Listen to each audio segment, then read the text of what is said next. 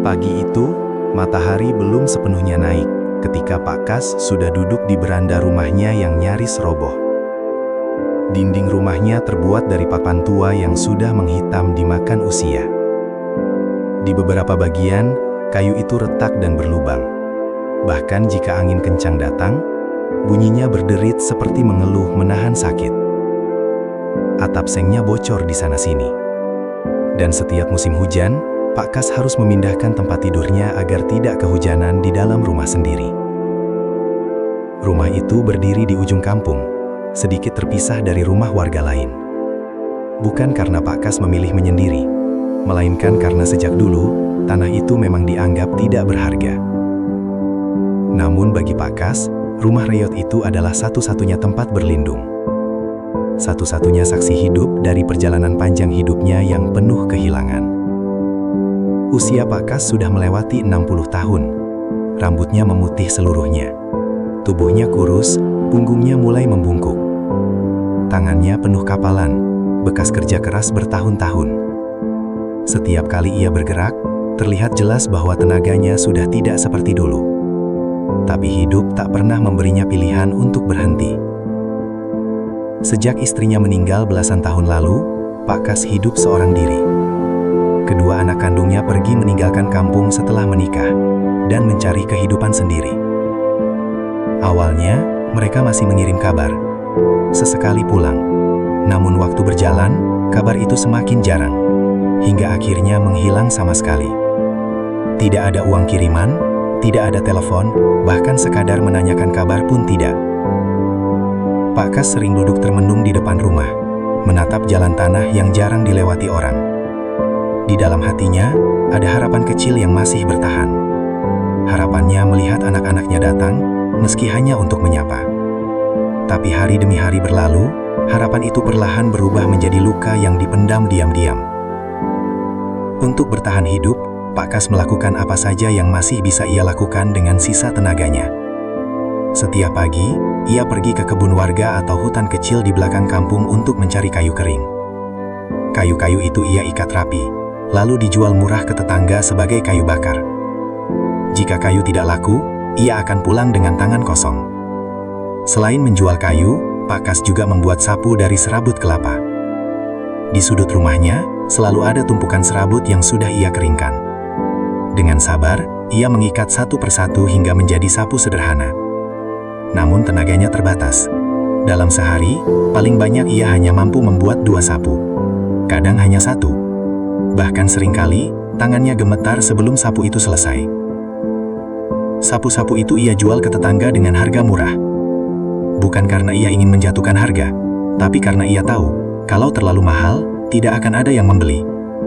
Baginya, yang penting hari itu bisa makan, meski hanya nasi dengan garam atau tempe. Tidak semua tetangga bersikap baik. Ada yang memandang Pak Kas dengan tatapan kasihan, ada pula yang mencibir. Beberapa bahkan berbisik sinis, menyebutnya sebagai orang tua yang menyusahkan kampung. Pak Kas mendengar itu semua, tapi ia memilih diam. Ia sudah terlalu lelah untuk membela diri. Di malam hari, Pak Kas sering terbangun karena dingin. Ia menarik selimut tipisnya, lalu menatap langit-langit rumah yang penuh lubang. Dalam gelap, ia berdoa lirih, meminta satu hal sederhana. Diberi kekuatan untuk hidup esok hari. Ia tidak meminta kaya, tidak meminta balasan dari anak-anaknya. Ia hanya ingin tetap bisa bertahan. Di kampung itu, banyak orang tak tahu betapa berat hidup yang dijalani Pak Kas. Mereka hanya melihat rumah reyot dan tubuh renta. Tak ada yang benar-benar tahu bahwa di balik semua itu, ada hati seorang ayah yang pernah berjuang membesarkan anak-anaknya dengan penuh cinta. Dan di ujung kampung yang sunyi itulah, kehidupan Pak Kas terus berjalan, perlahan, penuh luka. Siang itu, matahari terasa terik. Pak Kas baru saja pulang dari belakang kampung dengan seikat kayu bakar di pundaknya. Langkahnya pelan, napasnya tersengal. Setiap beberapa meter, ia berhenti sebentar, menurunkan kayu, lalu mengusap keringat di dahinya. Tubuh tuanya sudah tak sanggup lagi menanggung beban berat, tetapi ia memaksakan diri. Jika hari itu tidak menjual kayu, maka ia tidak akan makan. Saat Pak Kas hampir sampai di depan rumah reyotnya, tiba-tiba seseorang menghampiri dari arah jalan kecil. Seorang pemuda dengan kaos lusuh dan celana sederhana berdiri di hadapannya. "Pak, kayunya saya bantu angkat ya." Pak Kas terkejut. Ia menoleh perlahan. Pemuda itu tersenyum ramah. Senyuman yang jarang ia dapatkan dari orang-orang di kampung. "Ah, tidak usah nak, Bapak masih kuat," jawab Pak Kas lirih, meski sebenarnya pundaknya sudah terasa nyeri. Tanpa banyak bicara, pemuda itu langsung mengangkat sebagian kayu dan berjalan menuju rumah Pak Kas. Pak Kas hanya bisa mengikuti dari belakang. Ia memperhatikan langkah pemuda itu, langkah yang ringan namun penuh kesungguhan. Pemuda itu bernama Darno. Darno bukan orang berada. Ia tinggal di rumah kecil yang juga sederhana, tak jauh dari rumah Pak Kas. Sejak kecil, Darno sudah merasakan pahitnya hidup. Ia yatim piatu sejak remaja. Tak ada orang tua yang mengajarinya cara hidup, tak ada tempat mengadu. Ia tumbuh dengan mengandalkan diri sendiri dan sedikit bantuan dari orang-orang baik yang ia temui di perjalanan hidupnya. Namun satu hal yang masih ia pegang erat adalah rasa empati. Darno tahu rasanya hidup sendirian, tanpa keluarga, tanpa sandaran. Mungkin itulah sebabnya hatinya tergerak saat melihat Pak Kas yang hidup sebatang kara. Sejak hari itu, Darno mulai sering datang ke rumah Pak Kas. Awalnya hanya sekedar menyapa. Kadang membantu mengikat kayu, kadang membantu menyusun sapu yang sudah jadi. Tak jarang, Darno membawa nasi bungkus atau lauk sederhana. "Pak, makan dulu ya, kebetulan saya masak lebih," kata Darno suatu sore. Pak Kas terdiam, tangannya gemetar saat menerima bungkusan itu. Ia ingin menolak, tapi perutnya tak bisa berbohong. Sudah sejak pagi ia belum makan apa-apa. "Terima kasih nak, terima kasih sekali," ucapnya pelan, matanya berkaca-kaca. Sejak saat itu, hubungan mereka perlahan berubah. Pak Kas yang awalnya canggung, mulai terbiasa dengan kehadiran Darno. Rumah yang biasanya sunyi, kini sesekali dipenuhi suara obrolan ringan. Tentang cuaca, tentang pekerjaan, atau sekedar cerita kampung yang sederhana. Darno sering duduk menemani Pak Kas membuat sapu dari serabut kelapa. Ia memperhatikan dengan saksama, lalu ikut membantu mengikat. "Capek ya Pak, bikin sapu begini?" tanya Darno. Pak Kas tersenyum tipis. "Capek nak, tapi mau bagaimana lagi? Selama tangan ini masih bisa bergerak, Bapak syukuri." Darno mengangguk. Dalam hatinya, ia kagum pada ketegaran orang tua itu. Meski hidupnya keras, Pak Kas tidak pernah mengeluh berlebihan, tidak pernah menyalahkan nasib. Namun, tidak semua orang memandang baik hubungan mereka. Beberapa tetangga mulai berbisik-bisik, "Itu Darno kenapa sering ke rumah Pak Kas? Paling ada maunya. Orang miskin ngapain dibantu?" Ucapan-ucapan itu sampai ke telinga Darno. Tapi ia memilih diam. Ia tahu, niat baik tak selalu dipahami semua orang. Selama hatinya merasa benar, ia tak ingin peduli. Pak Kas sendiri sering merasa sungkan. "Darno, Bapak ini bukan siapa-siapa. Jangan terlalu sering bantu. Kamu juga butuh hidup," katanya suatu hari. Darno tersenyum. "Saya bantu bukan karena apa-apa, Pak. Saya cuma nggak mau Bapak sendirian. Itu saja." Kalimat sederhana itu menancap dalam di hati Pak Kas. Sejak lama, tak ada yang peduli pada perasaannya. Anak kandungnya sendiri bahkan tak pernah mengucapkan kata seperti itu. Malam-malam Pak Kas kini terasa berbeda. Ada perasaan hangat di dadanya. Untuk pertama kalinya setelah bertahun-tahun, ia tidak sepenuhnya merasa sendirian. Dalam diam, ia mulai menganggap Darno bukan sekedar tetangga. Ada rasa seperti melihat sosok anak yang dulu pernah ia miliki. Dan tanpa mereka sadari, ikatan itu perlahan tumbuh. Pagi itu, udara kampung terasa lembab. Kabut tipis masih menggantung di antara pepohonan kelapa ketika Pak Kas sudah duduk di lantai tanah rumahnya. Di hadapannya, serabut kelapa yang sudah kering tersusun rapi. Tangannya yang keriput mulai bergerak perlahan, menarik serabut, merapikannya, lalu mengikatnya dengan tali plastik yang sudah mulai usang. Setiap gerakan membutuhkan tenaga dan kesabaran.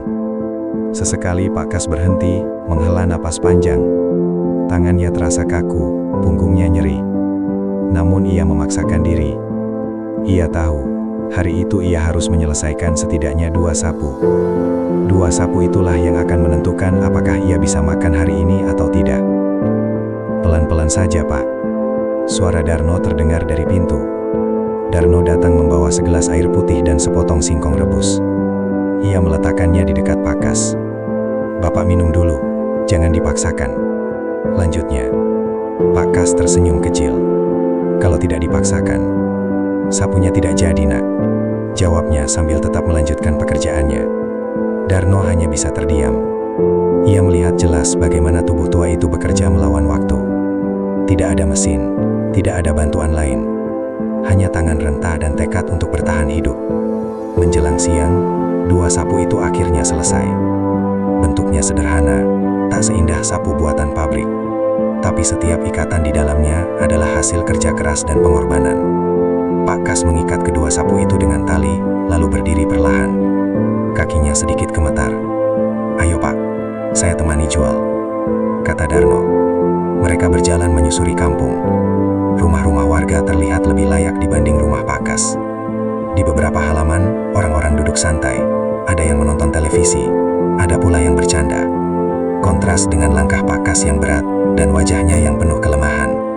Rumah pertama yang mereka datangi, seorang ibu paruh baya keluar sebentar, melihat sapu itu, lalu menggeleng. "Sudah punya, Pak," katanya singkat, lalu masuk kembali ke rumah. Pak Kas mengangguk pelan.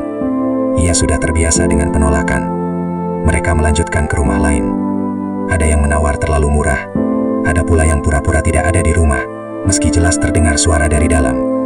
Akhirnya seorang tetangga membeli satu sapu dengan harga sangat rendah. Pak Kas menerima tanpa protes. Baginya, uang sedikit lebih baik daripada tidak sama sekali. "Pak, harganya terlalu murah," bisik Darno saat mereka berjalan lagi. Pak Kas tersenyum pahit. "Kalau Bapak menolak, mungkin tidak ada yang beli. Hidup ini kadang harus menerima meski tidak adil." Kata-kata itu membuat Darno terdiam. Ia baru menyadari, kemiskinan bukan hanya soal tidak punya uang, tapi juga soal tidak punya pilihan.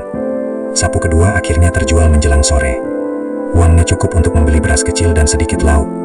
Pak Kas menggenggam uang itu erat-erat, seolah takut uang itu menghilang sebelum sampai ke tangannya. Malam itu, mereka makan bersama di rumah Pak Kas. Nasi hangat dengan lauk sederhana terasa begitu nikmat, bukan karena rasanya, tapi karena ada kebersamaan di dalamnya. Namun di tengah makan, Pak Kas tiba-tiba terdiam, tatapannya kosong. "Darno," panggilnya pelan. "Iya Pak, Bapak dulu membesarkan dua anak. Mereka pernah Bapak gendong, Bapak sekolahkan sebisanya. Tapi sekarang," suaranya tercekat, "sekarang yang menemani Bapak justru kamu." Darno menunduk. Ia tidak tahu harus menjawab apa. Ia takut kata-katanya justru melukai. "Bapak tidak menyalahkan mereka," lanjut Pak Kas. "Mungkin mereka sibuk, mungkin mereka lupa. Tapi sepi itu tetap terasa." Malam semakin larut. Angin dingin masuk melalui celah dinding rumah. Malam itu hujan turun perlahan. Tetesannya jatuh melalui lubang-lubang kecil di atap rumah Pak Kas. Ia sudah terbiasa dengan suara itu, suara yang sering menjadi pengantar tidurnya. Di sudut ruangan, beberapa ember kecil diletakkan untuk menampung air yang menetes. Rumah itu memang tak pernah benar-benar kering saat hujan datang. Pak Kas duduk bersandar di dinding, memeluk lututnya. Pikirannya melayang jauh, menembus waktu, kembali ke masa ketika rumah ini masih ramai oleh suara tawa anak-anak. Dulu rumah ini tidak sekumuh sekarang. Dulu istrinya masih hidup. Mereka hidup sederhana, tapi hangat. Kedua anaknya berlarian di halaman, berebut mangga yang jatuh dari pohon. Pak Kas masih kuat, masih bisa bekerja keras di ladang orang. Ia pulang sore hari dengan tubuh lelah, tapi hatinya penuh karena melihat anak-anaknya menyambut di depan rumah. Ia teringat saat pertama kali mengantar anak sulungnya merantau. Saat itu anaknya berjanji akan sering pulang. Menyusul kemudian anak bungsunya. Mereka pergi membawa harapan, membawa mimpi. Pak Kas dan istrinya hanya bisa mendoakan dari kejauhan. Namun setelah istrinya meninggal, segalanya berubah. Anak-anaknya datang hanya sekali. Setelah itu mereka jarang muncul. Telepon tak pernah lagi berbunyi, surat tak pernah datang. Pak Kas pernah mencoba menghubungi, tapi nomor yang dulu ia simpan sudah tak aktif. Barangkali mereka sibuk, gumam Pak Kas, berusaha menghibur diri sendiri. Namun hari demi hari berlalu, tahun demi tahun berganti, dan anak-anak itu tetap tak pulang. Pernah suatu hari, saat hari raya, Pak Kas membersihkan rumahnya sebisanya. Ia mengenakan baju paling rapi yang ia punya. Ia duduk di depan rumah sejak pagi, menunggu. Setiap suara motor yang lewat membuat hatinya berdebar. Tapi hingga matahari tenggelam, tak satu pun anaknya datang. Malam itu, Pak Kas menangis untuk pertama kalinya setelah lama. Ia menangis bukan karena lapar, bukan karena rumahnya rusak, tapi karena rindu yang tak terbalas. Sejak itu, Pak Kas jarang membicarakan anak-anaknya. Ia memilih memendam semuanya. Tapi kehadiran Darno membuat luka lama itu perlahan terbuka kembali. Suatu sore, Darno duduk di samping Pak Kas sambil membantu merapikan serabut kelapa. Hujan gerimis turun tipis. "Pak, "Anak Bapak di mana sekarang?" tanya Darno hati-hati. Pak Kas terdiam lama, tangannya berhenti bergerak. Ia menatap ke depan, lalu menarik napas panjang. "Mereka punya kehidupan sendiri, Nak," jawabnya pelan. Darno merasakan ada beban berat di balik kalimat itu. Ia tidak bertanya lagi. Namun sejak hari itu, Pak Kas sering termenung lebih lama dari biasanya. Dalam hatinya ada pertarungan yang tak pernah selesai. Di satu sisi ia ingin membenci anak-anaknya. Di sisi lain ia tetap seorang ayah. Doanya setiap malam tetap sama. Semoga anak-anaknya selamat. Semoga hidup mereka baik-baik saja. Sementara itu, Darno justru semakin sering menemani. Ia membantu tanpa diminta. Kadang hanya duduk mendengarkan Pak Kas bercerita tentang masa lalu, tentang istrinya, tentang bagaimana ia dulu mengajari anak-anaknya membuat layang-layang. Tanpa disadari, Pak Kas mulai membandingkan, bukan untuk menyalahkan, tapi untuk memahami. Darno, yang bukan darah dagingnya, justru hadir setiap hari, sementara anak kandung yang ia besarkan dengan penuh pengorbanan, entah di mana. "Darno," kata Pak Kas suatu malam, suaranya bergetar. "Kalau kamu punya orang tua, jaga mereka baik-baik. Jangan seperti anak Batak." Darno menunduk. "Kalau saya punya, Pak, pasti saya jaga. Tapi Tuhan ngasih saya kesempatan jaga Bapak sekarang." Kalimat itu membuat dada Pak Kas sesak. Air matanya jatuh tanpa ia sadari. Untuk pertama kalinya, ia merasa diperlakukan seperti seorang ayah kembali. Di luar, hujan mulai reda. Malam semakin sunyi. Namun di dalam rumah reyot itu, ada dua hati yang perlahan saling menguatkan. Luka lama memang belum sembuh. Anak kandung Pak Kas masih tak pulang. Pagi itu, kampung terasa berbeda. Udara masih dingin, tapi suasananya lebih sunyi dari biasanya. Darno berjalan melewati jalan tanah sambil membawa serabut kelapa yang baru ia ambil dari kebun tetangga. Seperti hari-hari sebelumnya, ia berniat mampir ke rumah Pak Kas. Biasanya, pada jam segini, Pak Kas sudah duduk di depan rumahnya, menyiapkan serabut atau sekadar menunggu orang lewat yang mungkin membeli sapu. Namun pagi itu, beranda rumah Pak Kas kosong. Darno berhenti sejenak. Ia menoleh ke kiri dan kanan, berharap melihat sosok tua itu sedang berjalan atau duduk di bawah pohon. Tapi tak ada siapa-siapa. Pintu rumah terbuka setengah, tapi suasananya terasa sepi dan tidak biasa. Mungkin Pak Kas ke kebun, pikir Darno mencoba menenangkan diri. Ia melanjutkan langkah, tapi hatinya terasa tidak enak. Perasaan itu semakin kuat ketika waktu terus berjalan dan Pak Kas tetap tidak terlihat. Siang menjelang, matahari mulai terik, namun rumah Pak Kas tetap sunyi. Darno kembali ke depan rumah itu. Ia memanggil pelan, "Pak? Pak Kas?" Tidak ada jawaban. Ia melangkah lebih dekat. Dari dalam rumah terdengar suara ember yang terisi air hujan menetes pelan. Darno menelan ludah. Dengan hati-hati, ia mendorong pintu. "Pak Kas?" panggilnya lagi. Di dalam, Darno melihat Pak Kas terbaring di atas tikar tipis. Tubuhnya lemah, wajahnya pucat. Keringat dingin membasahi dahinya. Nafasnya pendek-pendek, matanya terpejam. "Pak!" Darno berlari mendekat. Pak Kas membuka mata perlahan. Bibirnya bergerak, tapi suaranya nyaris tak terdengar. "No." Darno panik. Tangannya gemetar saat menyentuh dahi Pak Kas. Panas, sangat panas. "Pak, kita ke puskesmas. Sekarang," ujar Darno dengan suara bergetar. Dengan sisa tenaga, Pak Kas menggeleng pelan. "Bapak, tidak apa-apa. Tapi Bapak sakit. Jangan keras kepala," kata Darno hampir menangis. Tanpa menunggu persetujuan, Darno berlari keluar rumah, memanggil warga.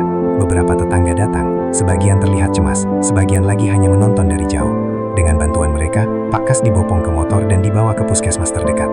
Perjalanan terasa sangat panjang. Darno duduk di belakang, menopong tubuh Pak Kas agar tidak jatuh.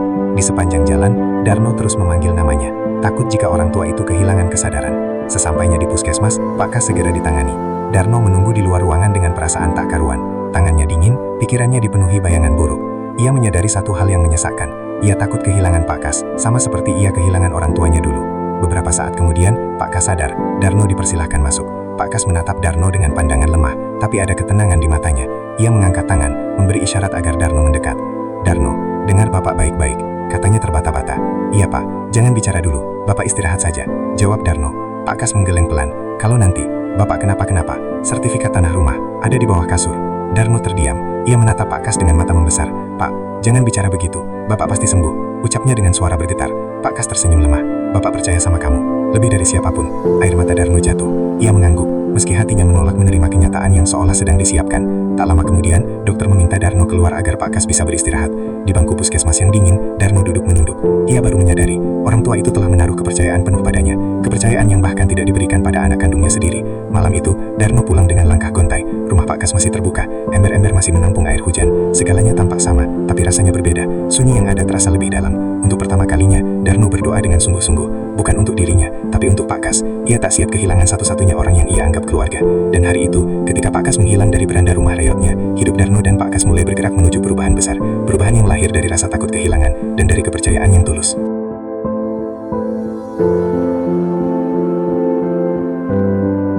Beberapa hari setelah kejadian di puskesmas, kondisi Pak Kas berangsur membaik.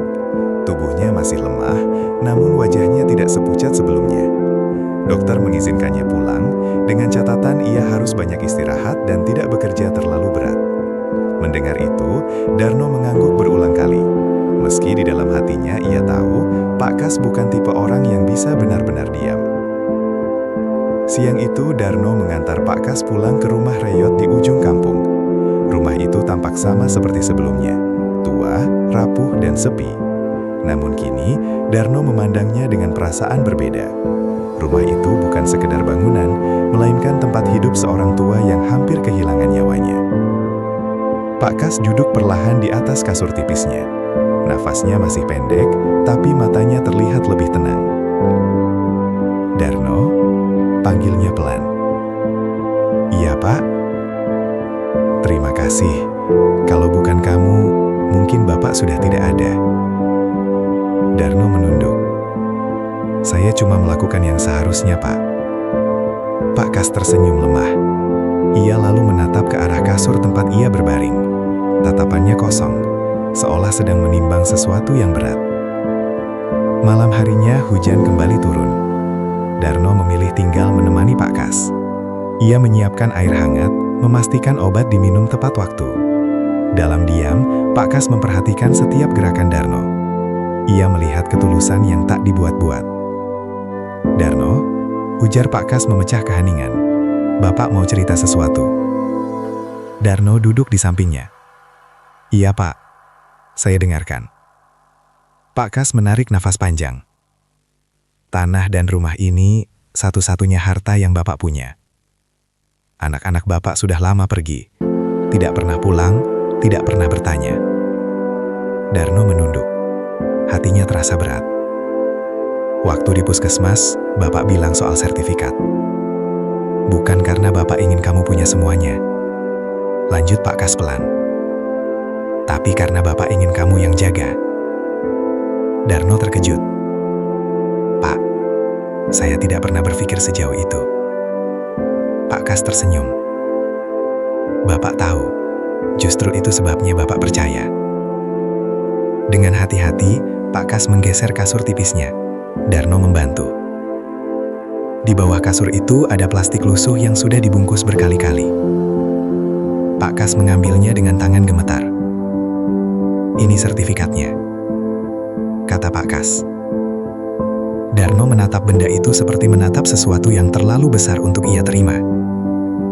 Ia merasa takut. Takut disalahpahami. Takut dianggap punya niat buruk. "Pak, ini terlalu berharga. Saya cuma tetangga," ucap Darno lirih. Pak Kas menggeleng pelan. "Tetangga tidak akan merawat seperti kamu. Anak kandung pun belum tentu." Kalimat itu menancap dalam di dada Darno. Ia tidak menjawab. Ia hanya menunduk. Air matanya jatuh ke lantai tanah. Sejak malam itu, Darno semakin menjaga Pak Kas. Ia melarangnya mengangkat kayu, melarangnya membuat sapu terlalu lama.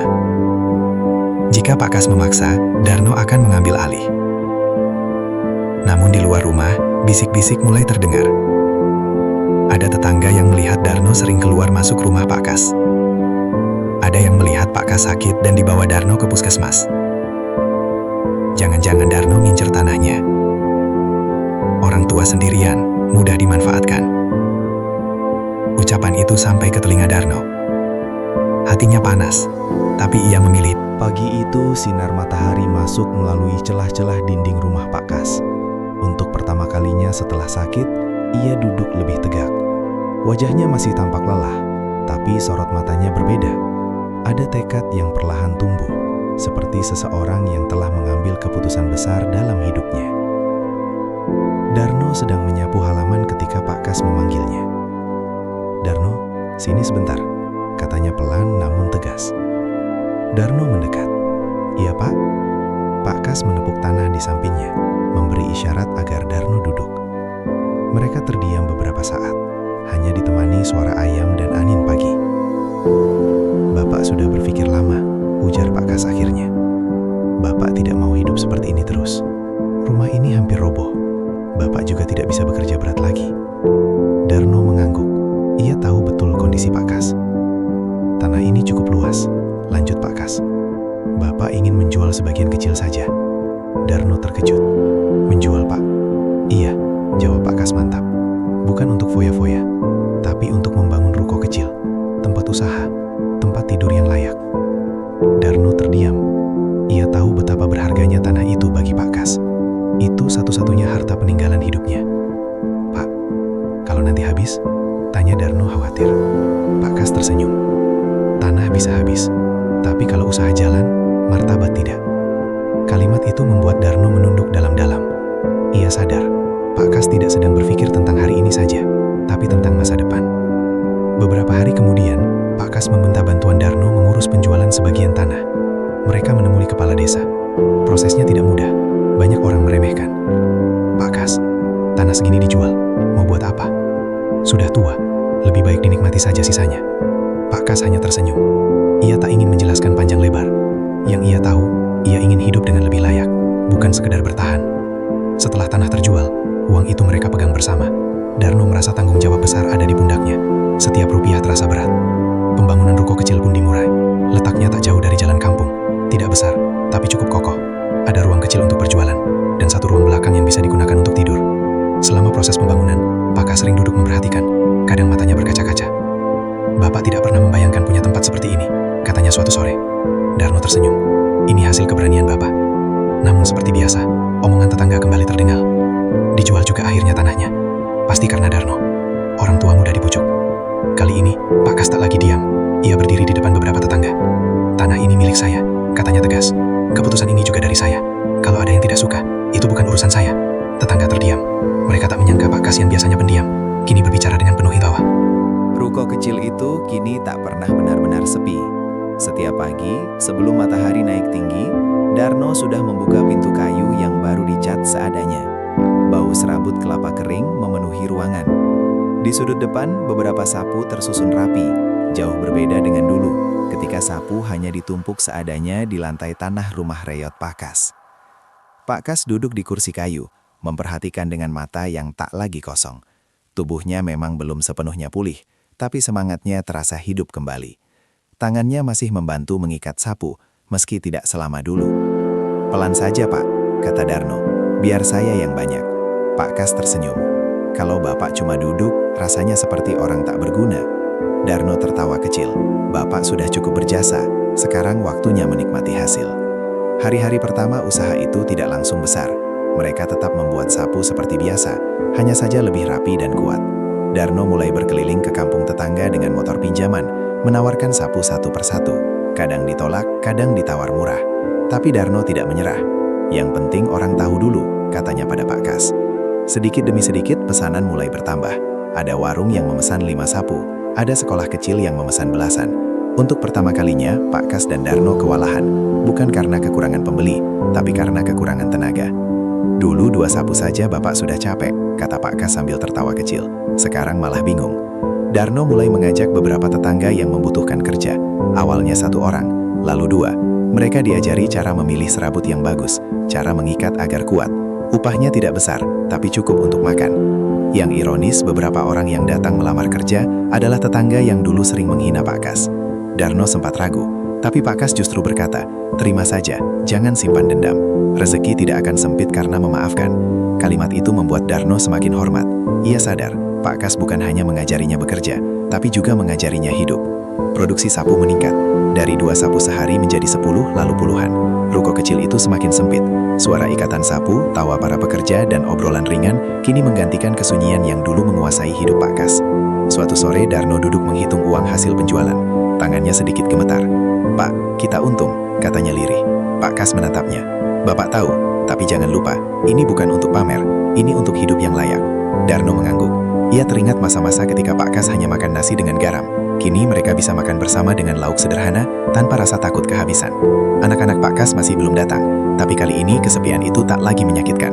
Pak Kas punya kesibukan, punya keluarga baru, dan punya tujuan. Beberapa pelanggan mulai datang dari luar kampung. Mereka memuji kualitas sapu buatan Pak Kas dan Darno. Nama Pak Kas mulai dikenal, bukan lagi sebagai orang tua miskin di ujung kampung, tapi sebagai pengrajin sapu yang jujur dan tekun. Suatu malam setelah semua pekerja pulang, Pak Kas dan Darno duduk di depan ruko. Angin malam bertiup lembut. Darno kata Pak Kas pelan, "Kalau dulu Bapak tidak sakit, mungkin Bapak tidak akan berani berubah." Darno tersenyum. "Kadang Tuhan menegur lewat sakit, Pak." Pak Kas mengangguk. "Dan mengirim anak lewat kamu." Darno menunduk, menahan air mata. Dari 2 sapu yang dulu hanya cukup untuk bertahan hidup, kini puluhan sapu menjadi jalan rezeki bagi banyak orang. Hidup Pak Kas tak lagi tentang bertahan, tapi tentang memberi. Dan perubahan itu belum selesai, karena di balik kesuksesan kecil itu, masih ada satu bab terakhir yang akan membuktikan bahwa kesabaran selalu menemukan jalannya. Pagi itu, ruko kecil Pak Kas sudah ramai sejak matahari belum tinggi. Karung-karung serabut kelapa berdatangan, sapu-sapu tersusun rapi di sudut ruangan. Suara tawa para pekerja terdengar bercampur dengan bunyi ikatan tali. Siapapun yang melihat keadaan itu sekarang, tak akan menyangka bahwa tempat ini dulu hanyalah rumah reyot di ujung kampung, tempat seorang tua nyaris dilupakan dunia. Pak Kas duduk di kursinya, memperhatikan semua dengan mata berkaca-kaca. Di wajahnya terlukis kelelahan yang manis, kelelahan karena hidup, bukan karena bertahan. Darno keluar masuk ruko, memastikan pesanan hari itu siap dikirim. Ia kini bukan lagi pemuda yang kebingungan mencari arah hidup. Ada keyakinan di langkahnya, ada tanggung jawab di setiap keputusan. Beberapa orang yang bekerja di ruko itu adalah wajah-wajah yang dulu sering memandang Pak Kas dengan sinis. Orang-orang yang dulu berbisik, menghina, dan meremehkan. Kini mereka berdiri di hadapannya, bekerja dengan sungguh-sungguh. Suatu siang, salah satu dari mereka mendekati Pak Kas. Ia menunduk. "Pak, dulu saya sering bicara tidak baik. Maafkan saya." Pak Kas menatapnya lama, lalu tersenyum lembut. "Sudah, Nak. Kalau Bapak simpan marah, yang capek Bapak sendiri." Jawaban itu membuat orang itu terdiam. Air matanya jatuh tanpa suara. Tak lama kemudian, kabar tentang usaha Pak Kas semakin meluas. Pesanan datang dari pasar besar di kota. Mereka harus menambah pekerja, menambah jam produksi. Darno mengatur semuanya dengan hati-hati, selalu berkonsultasi dengan Pak Kas. Namun di tengah kesibukan itu, 2 orang tamu datang suatu sore. Mereka berdiri ragu di depan ruko. Pak Kas menoleh, jantungnya berdegup kencang. Anak-anaknya, waktu seperti berhenti. Rambut mereka lebih rapi, pakaian mereka lebih bagus. Tapi di mata Pak Kas, mereka tetap anak-anak kecil yang dulu ia gendong. "Bapak," kata salah satu dari mereka lirih. Darno yang melihat dari dalam langsung menghampiri. Ia ingin mundur, memberi ruang. Pak Kas berdiri perlahan. Tangannya gemetar. Banyak kata ingin ia ucapkan, tapi tak satu pun keluar. Bertahun-tahun luka, rindu, dan doba berkumpul di dadanya. "Kami dengar Bapak sakit, dan sekarang punya usaha," kata anak bungsunya. Pak Kas menyenyum tipis. "Bapak sudah sembuh. Tidak ada pelukan, tidak ada tangisan dramatis. Hanya keheningan yang jujur." Anak sulung menunduk. "Kami minta maaf, Pak. Kami terlalu sibuk dengan hidup kami sendiri." Pak Kas mengangguk. "Bapak tidak menyimpan dendam. Bapak hanya berharap kalian baik-baik saja." Mereka terdiam. Saat itulah Darno kembali ke sisi Pak Kas. Ia berdiri tenang, tidak sombong, tidak menantang. "Ini Darno," kata Pak Kas. "Anak Bapak." Kedua anak kandung itu terkejut. "Ia yang merawat Bapak saat Bapak sendirian." Lanjut Pak Kas pelan. "Ia yang mengangkat Bapak saat Bapak jatuh. Ia yang menemani hari-hari Bapak." Tidak ada kebencian di suara Pak Kas, hanya kejujuran. Anak-anak itu menunduk lebih dalam. Mereka sadar, darah tidak selalu cukup untuk disebut keluarga. Mereka tidak meminta apa-apa, tidak menyinggung tanah, tidak menyinggung harta. Mereka hanya pamit saat berbincang singkat. Pak Kas memandang punggung mereka hingga menghilang di jalan kampung. Darno khawatir. "Pak, Bapak tidak apa-apa." Pak Kas tersenyum. "Sekarang Bapak benar-benar tenang. Malam itu, setelah semua pekerja pulang, ruko ditutup. Pak Kas dan Darno duduk berdampingan. "Darno," kata Pak Kas pelan, "hidup Bapak sudah lengkap. Bapak pernah punya keluarga, pernah kehilangan, dan sekarang Bapak diberi keluarga lagi." Darno menahan air mata. "Saya juga, Pak." Pak Kas menggenggam tangan Darno. "Kalau nanti Bapak sudah tidak ada, lanjutkan usaha ini. Jangan lupa orang-orang kecil. Jangan lupa bagaimana rasanya dipandang rendah." Darno mengangguk. "Saya janji." Lampu ruko dimatikan. Di luar, malam terasa hangat. Kampung yang dulu memandang Pak Kas dengan kasihan, kini memandangnya dengan hormat. Pak Kas tidak menjadi orang kaya raya, tapi ia menjadi orang yang bermartabat. Dari 2 sapu sehari, ia membangun hidup. Dari kesepian, ia menemukan keluarga. Dari hinaan, ia menumbuhkan maaf. Dan Darno, anak yatim piatu yang datang tanpa janji, menjadi bukti bahwa keluarga sejati bukan soal darah, melainkan tentang siapa yang tinggal saat yang lain pergi. Tamat.